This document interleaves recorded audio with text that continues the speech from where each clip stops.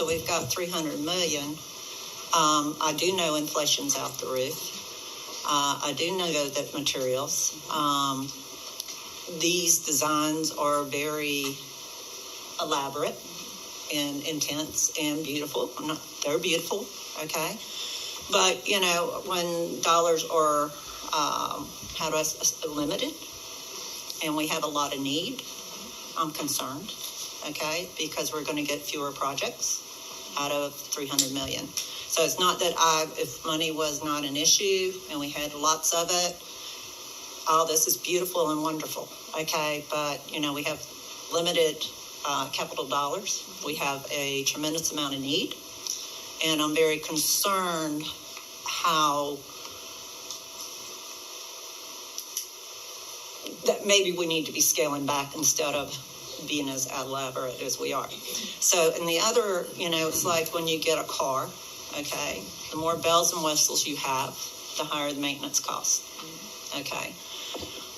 We struggle with maintaining our buildings currently, okay, very hard. Clearly, we've made that very clear. So when you add a lot of green space and you add a lot of glass and you add a lot of technology, your cost of maintenance is going up. So when we get these projects, I would also like to have a number of how many hours to maintain it, how many man hours to maintain the outside, how many man hours we need to maintain the inside. Because there again, if we cannot maintain these buildings, we have a problem. So, you know, like I said, we have to be somewhat practical in our effort here. And I'm a little concerned. So I think every project should come back with man hours to maintain the outside and man hours to maintain the inside, because that's a critical point on keeping these buildings up and making them last for an extended period of time. So that would be a concern of mine. Mrs. Welborn, if I may, that's not how you calculate that.